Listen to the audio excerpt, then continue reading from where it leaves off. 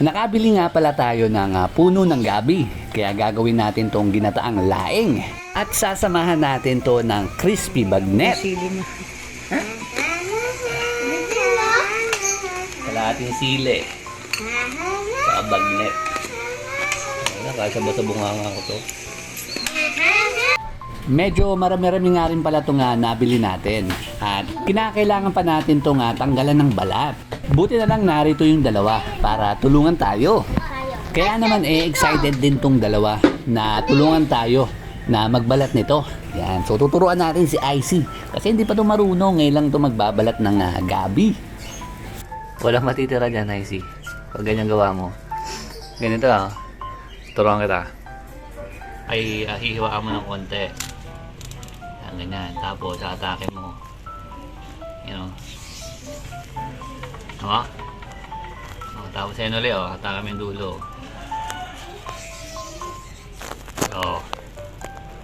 Balat lang tatanggalin mo dyan ganyan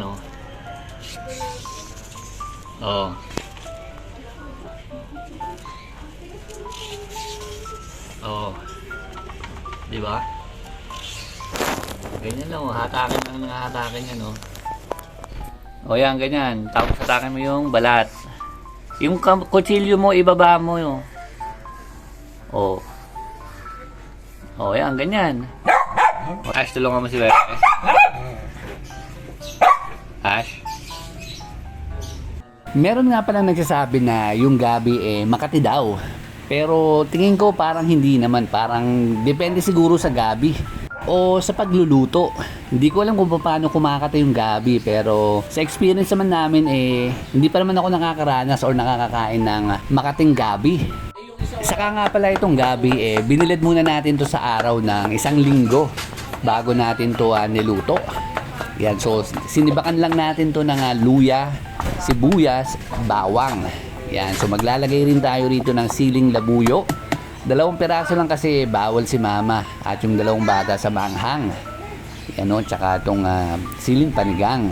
Pero the best talaga tong laing kung maanghang talaga. At napakarami mong gatang ilalagay rito. Yan panalo yan. So bali ginisa lang pala natin rito yung mga rekado natin. At pinapakulan pala muna natin yung dahon bago natin to isama sa niluluto natin. Masarap nga rin palang isama rito is yung labahita. Kaso wala tayong labahita kaya nilagay lang natin dito yung daing na nasarat natin. At syempre hindi mawawala yung ating bagoong. Yan, so naglagay lang tayo rito ng 2 sandok. Isusunod na rin kaagad natin rito yung ating gata. So pangalawang gata nga pala to. Yan, kaya medyo malabnaw yung ating gata. So papalambutin kasi muna natin rito yung ating dahon ng gabi. Yan, bago natin ilalagay yung kakang gata. Yan, so pag malambot na, para creamy yung ating ginataang laing. So in total pala 3/4 na kilo yung gata na nilagay natin dito. Pag bumibili kasi kami ng gata per kilo. Yan, kasi mas mura kapag per kilo mo bibilin yung gata. So ayan na, kapag naubos na yung pangalawang gata, ilalagay na ngayon natin yung kakang gata. Yan. Tinimplahan lang din pala natin dito ng konting asin, paminta, magic at nilagay na rin natin yung siling panigang. Konting asin lang ilalagay natin dito kasi baka umalat at naglagay kasi tayo ng bagoong dito. So ayan, natintay lang ulit natin itong matuyo hanggang sa magmantikato. So habang inaantay natin yun, lutuin na natin itong bagnet natin. Pinakuluan lang natin yan hanggang sa lumambot at i-air fryer natin yan sa loob ng 1 oras. So yan, 30 minutes yung sinalang natin rito. Yan, so titingnan na natin kung mapapaputok na natin yung balat nitong bagnet na gagawin natin. Carbon Lodi! Take two.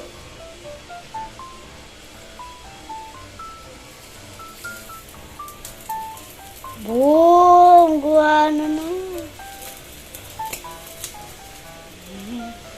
Ayan na. Tumatalsik yung mantika. Mami, gawa na. Yung take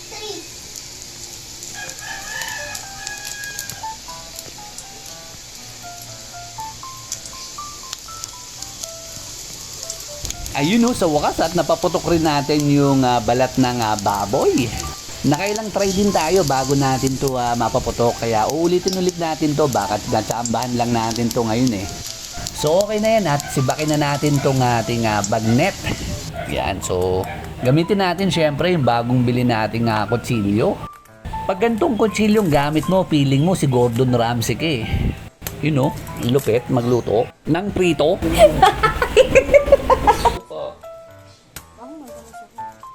So ayan at pwede na to. 2:00 na, kailangan na natin kumain.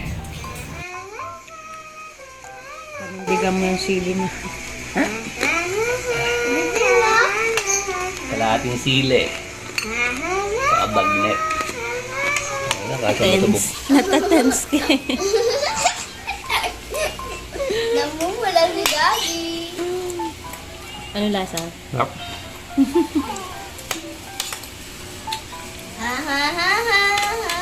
Thank you for rushing. Ang sarap.